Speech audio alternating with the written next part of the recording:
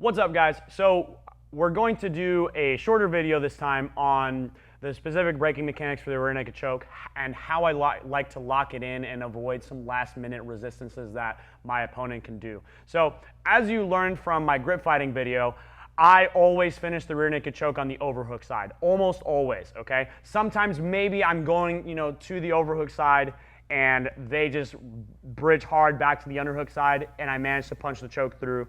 And in that sense, maybe I do sometimes finish it on the underhook side, but personally, I always like to pull to the overhook side. This is much easier to take that arm out and much easier to get your grips to finish.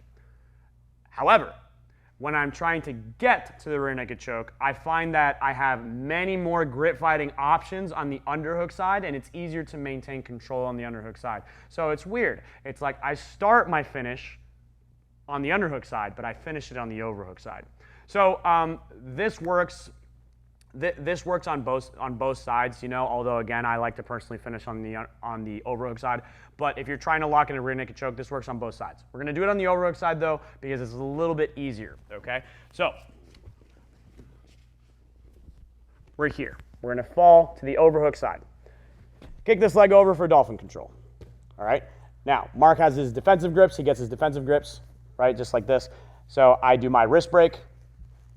Boom, and I managed to clear this arm. Now, right away, before I do anything else, I'm going to take this arm out and I'm going to gable grip, okay? The reason I do that is so that this hand becomes less of an issue, okay? If I'm behind his shoulder, he might still be able to reach and grab my knuckles, and now he can strip it off, okay? So, as soon as I get my wrist break, I immediately take this arm out and I gable grip, okay? Now if he gets over the top, there's a good chance I'm still going to be able to win, and here's why, okay? I'm going to take this elbow, pull down. I'm going to take this elbow and start wiggling it behind his back here, okay? And now look how deep I got. Even though he has a grip on my knuckle, it doesn't matter. What I'm going to do is finish my short choke. So I'm going to bring this elbow back into me and drive my shoulder forward and drive my forearm into his neck.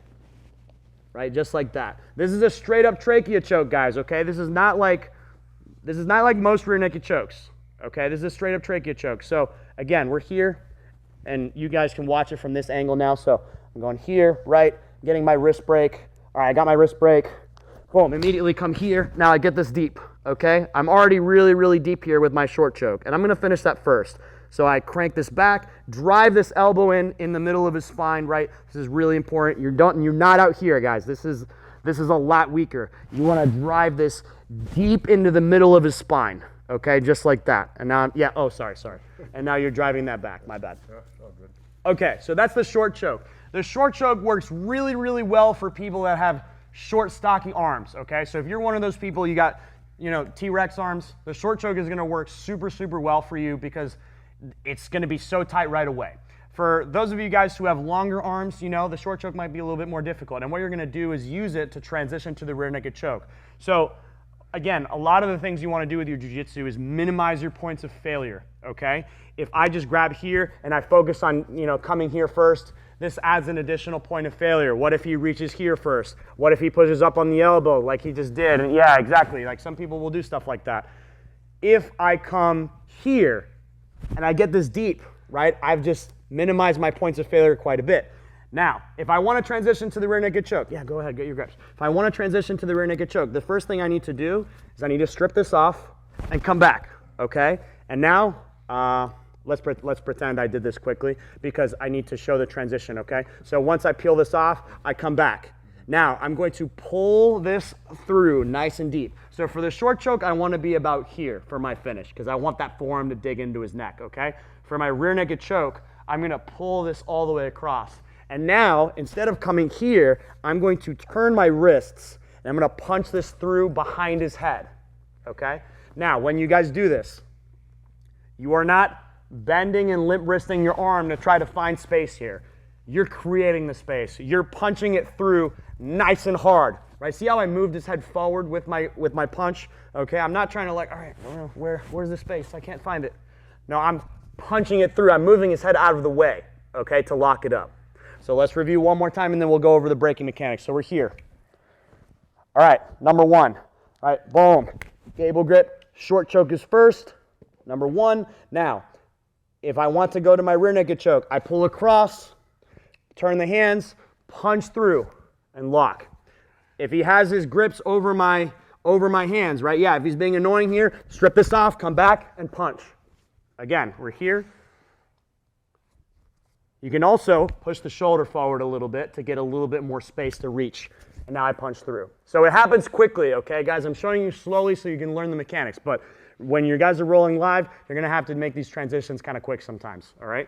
Now, for the actual finish of the rear naked choke, okay? Common beginner mistake people do is they flare their elbows out like this, you know? That's not gonna help you. You don't want to flare out. What you want to do is tighten the space. Remember, guys, this is a blood choke. So my bicep here is blocking this artery. My forearm here is blocking the other one here. I can actually finish this one-handed if he doesn't resist by just kind of crunching here, right? Just like that. Obviously, that's really weak and he's giving me no resistance, but you get the idea. That's the kind of crunch that you're trying to do. Now, with just this arm, I'm going to bring this elbow across and down like that, right? That's really what's going to tighten it. So this choking arm, elbow's coming across and down into him, okay? My secondary hand is just assisting in that. So I'm going across with the elbow, down, and then my other arm is doing the same, across and down, okay? Across, down, and now I compress. Sorry. I had to hold it a little bit so I could show, I'm sorry. All right, so one more time. For the finishing mechanics, guys, okay? So pull, punch through, 1, 2, and now when you compress, right, kind of go in like that. And there it is, okay? Now, additionally, and this, I don't need to actually do this to talk about this, but when you guys go for the rear naked choke or any choke or strangle in general, okay? A common mistake beginners make is they'll squeeze as hard as they can for like 3 or 4 seconds, and they're like, all right, I'll try again, and then they squeeze again. And you're giving your opponent a chance to breathe, you're giving a chance for their blood to flow back to their brain, and that doesn't take a long time, okay? So don't squeeze it 100% for a short time. Go 80, 85% for about 10 to 15 seconds. That's the ideal, that's what you want. 10 to 15 seconds, 85% squeeze. Hold that nice and consistent. You get to 15 seconds, they haven't tapped yet, then maybe consider that it wasn't as tight as you thought and make some sort of readjustment so you can attack again. Also, don't squeeze on any part of this until you lock it in fully, okay? I never squeeze on any choke that I have until I know it's set in. I don't want to waste energy squeezing when my braking mechanics are not fully locked in, if that makes sense, okay? So I hope you guys enjoyed the video. What if you roll? What if I roll when you push the shoulder forward? What if you roll when you push the shoulder forward? Good question. Well, let's test it out. So come here.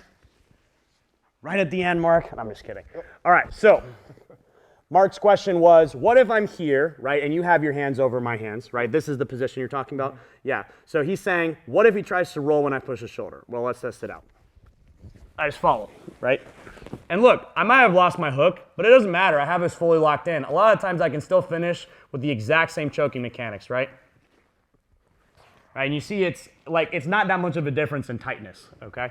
So as long as I have it fully locked in, I can finish a rear naked choke without hooks. I can finish it with 1 hook. It's just a very, very powerful submission, you know? So in that case, once I've got that, I'm not really concerned about you rolling away. Like once I've got my my choke locked in, I'm not really that concerned about it. So anyway, I hope you guys liked the video. Thanks for the question, Mark. Appreciate it. You know, and by the way, guys, this is why with my students, like I let them ask questions often because, you know, you guys would not have found out about that, and maybe you guys had a question about it, you know, and my student Mark asking that question allowed me to explain something I wouldn't have otherwise gone over. So make sure you guys ask your instructor's question. This is an important feedback mechanism for us to teach you guys.